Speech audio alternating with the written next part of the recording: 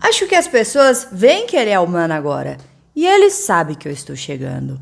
Palavras do Nick Rhodes sobre o Gordon Raya, fogo no parquinho. Então vem comigo para saber mais sobre isso.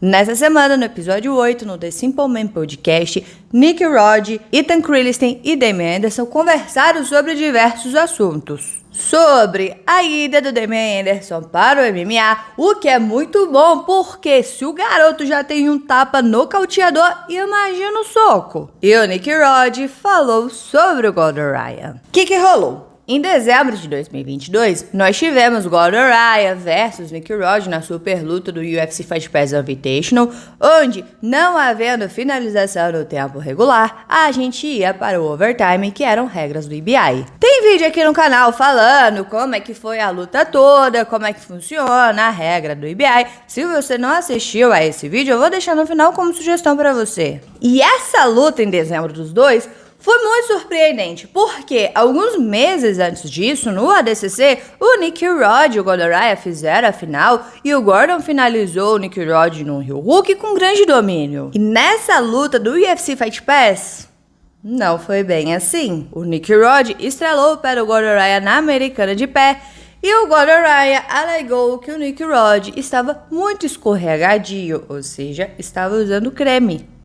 Como não teve finalização no tempo regular, fomos para o overtime, que foi bem competitivo, mas o Gordon Raya venceu porque escapou mais rápido nos 3 tempos combinados. Porém, ele bateu num mata-leão que já tinha acabado o tempo. E esse foi um resumo só para vocês relembrarem, porque o Nick Rhodes citou várias coisas sobre isso nesse podcast. E eu vou traduzir aqui para você algumas partes picantes que ele falou. A maior sacada foi que no ADCC perdi em um emaranhado nas pernas. E agora, algumas semanas depois, ganhei no emaranhado nas pernas. Essa é a maior sacada. Além disso, ele não podia fazer merda nenhuma. Não podia me raspar, não podia ficar por cima, não podia fazer nada. Ele realmente apenas deitou de costas, tentou fazer pegadas e não conseguiu fazer muito. Eu consegui travar minhas mãos em um bodylock 1 ou 2 vezes, o que ele conseguiu defender bem.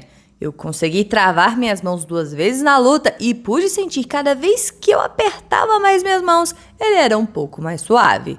Na minha opinião, na 3ª ou 4ª vez que travei minhas mãos em volta dele, acredito que teria passado. Acho que ele estava ficando muito frustrado por baixo. Ele não foi capaz de se engajar ou usar suas pegadas a seu favor. Normalmente, por baixo, ele apenas move os caras, começa a fazer arm drag e vem pra cima.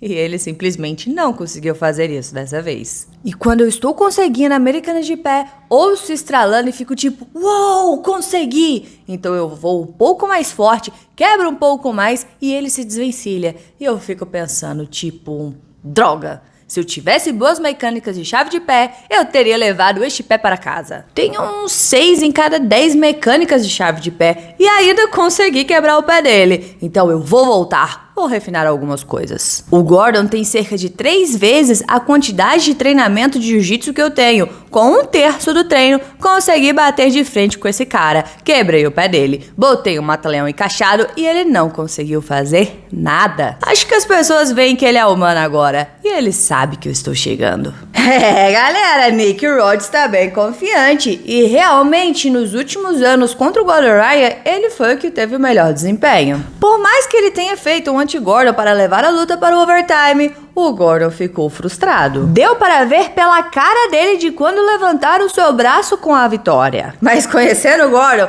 depois dessa luta, ele e o Danaher já foram direto pro tatame para descobrir uma maneira de como pegar o Nick Rhodes, mesmo ele passando creme. Tomara que esse contrato milionário que o Gordon Raya fez com a Flow Grappling de várias lutas, tenhamos Gordon Raya versus Nick Rhodes. Outra coisa, será que teremos alguma luta de kimono do Gordon? Ele está treinando muito de kimono, e isso não é normal. Com quem será que ele poderia fazer essa luta? Só ela já valeria $1 milhão. Mano, tem que escolher bem, porque se esse homem vence uma luta de kimono, ferrou, o mundo acaba. E outra coisa, dependendo de quem for, eu acho que ele ganha. Enfim, voltando aqui para Nick Rod contra o Gordon Ryan. Se nós tivermos essa terceira luta, quem você acha que leva? Então deixa aqui embaixo a sua opinião. Bora conversar sobre isso, porque é sempre bom conversar sobre jiu-jitsu. E não se esqueça de se inscrever no canal, curtir e comentar para dar aquela moral pra Rafa, porque aqui tem vídeo de jiu-jitsu todos os dias. Todos os dias, então valeu galera, ficamos por aqui, tchau, obrigado, tudo de bom.